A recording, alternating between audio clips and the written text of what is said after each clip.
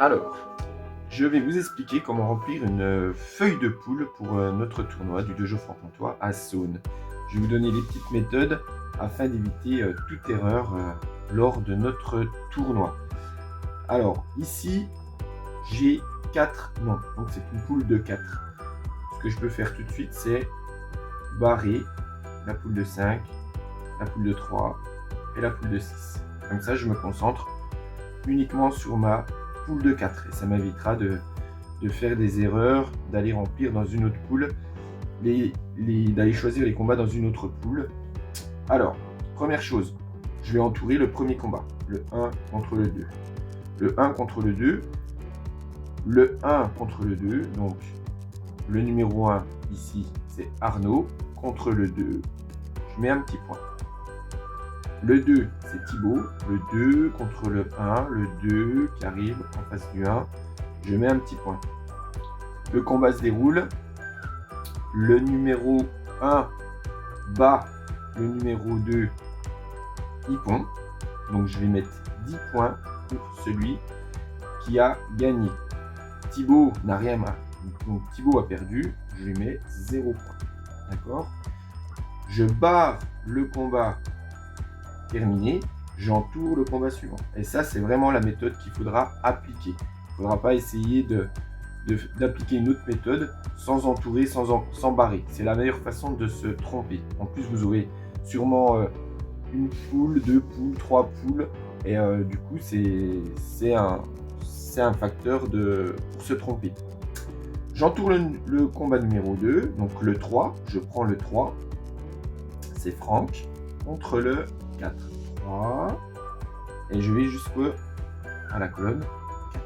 Ici. Je mets un petit point. Je sais que c'est le combat, la case que je vais renseigner. Ensuite, le 4. Donc c'est Raphaël.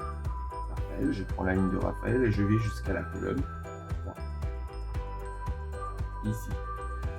Le 4 bat le 3. Donc c'est Raphaël qui bat Franck. Raphaël, je prends sa ligne. Donc par exemple, il gagne Wazari à Yuko. Donc Raphaël, je vais dans la colonne du 3, il gagne par Wazari. Wazari, c'est 7 points. Les scores sont indiqués ici. 10 pour le Wazari, 7 pour le 10 pour le Yukon, 7 pour le Wazari, 5 pour le Yuko. Égalité 1 point, abandon 10 points. Ensuite, Franck a marqué Yuko. Par contre, le perdant aura toujours 0 point. Ça, c'est très important. Quel que soit le nombre de points qu'il a marqué, le perdant aura toujours 0 point. D'accord ? Je barre le combat. J'entoure le suivant. Le 1 contre le 3, Arnaud. Le 1 contre le 3. Le 3 est ici. Je fais un petit point. Contre le 3, Franck. Le 3 contre le 1, la colonne du 1. Ici. Là, il y a égalité. Égalité, je regarde ma feuille de points. C'est 1 point chacun. 1 point.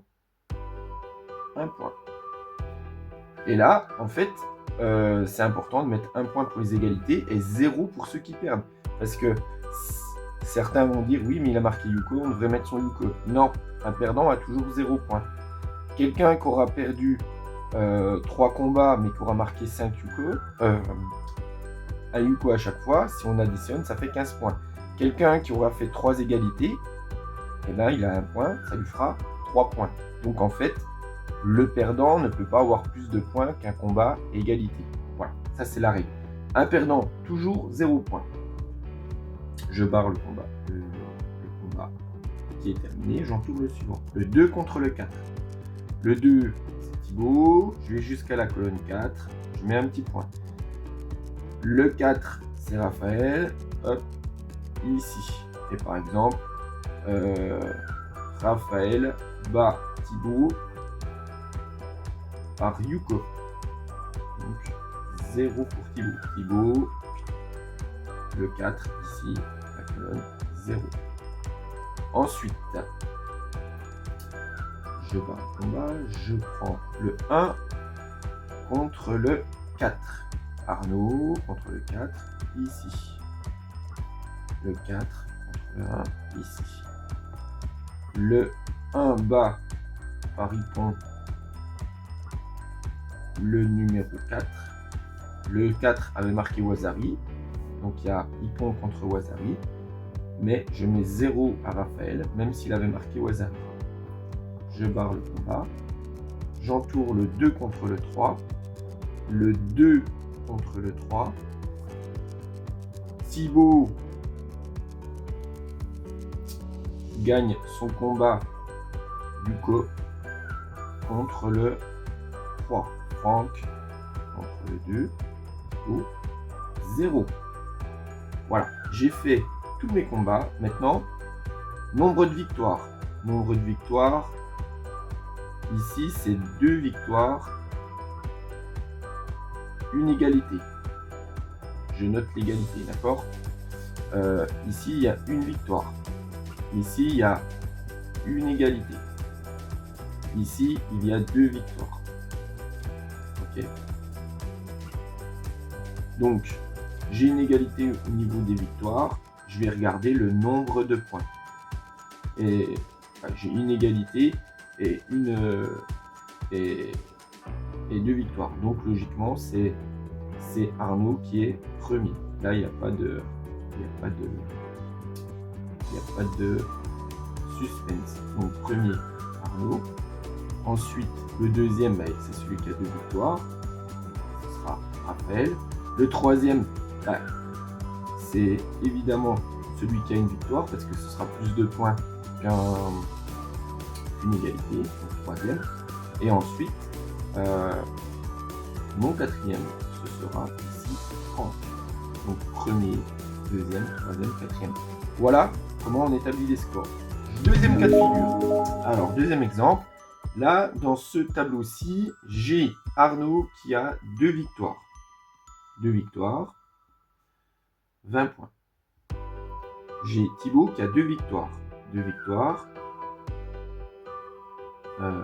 12 points. J'ai Franck qui a tout perdu. Donc 0 victoire, 0 points. J'ai Raphaël qui a 2 victoires également et qui marque 17 points. Donc là, je reporte les points parce que j'ai des égalités au niveau des victoires. Et ensuite, c'est simple, je vais me reporter aux points. Donc Arnaud, 20 points, donc premier, c'est lui qui a le plus de points. En nombre de points, ensuite, ça va être Raphaël, 2 victoires, 17 points, donc il se retrouve deuxième, et troisième, avec 12 points. Troisième, on va retrouver Thibaut. Et puis ensuite, quatrième, 0 points, ce sera Franck. Voilà. En cas d'égalité en nombre de victoires, on regarde le nombre de points. Si il y a le même nombre de points, ils seront égalité au niveau du podium. C'est-à-dire que là, admettons Thibaut et Raphaël se retrouvent avec 17 points chacun. Alors là, j'aurai 2 deuxièmes et deuxième. D'accord? J'aurai un premier, 2 deuxièmes et puis un quatrième. Voilà. Voilà comment on remplit les feuilles de poule. Autre petit détail sur les feuilles de poule. Donc, vous serez amené peut-être à avoir plusieurs poules par table. Donc, si vous avez une poule de 4, vous faites 2 combats. Vous finissez vos combats. Vous mettez la feuille de poule passe en dessous de votre pile. Si vous avez une feuille de poule avec 3 une feuille de 3 combattants, vous faites un combat et ensuite vous passez à la feuille suivante. On ne fait pas tous les combats sur une feuille de poule. Si là vous arrivez sur une feuille de poule, admettons à 5, ce qui est exceptionnel, la plupart ce sera 4, exceptionnellement 3, exceptionnellement 5. Donc là, si vous avez une poule de 5, vous faites 3 combats et vous passez la feuille en dessous. Si vous arrivez sur une feuille de poule de 4, une fois que les combats ils sont faits, vous reprenez la suite de combats. On passe en dessous, etc. etc. Et ensuite, toutes les poules se finiront à peu près en même temps, puis il y aura une alternance des combats, et puis pour limiter aussi les temps d'attente des participants. Voilà pour la partie poule et organisation des commissaires sportifs.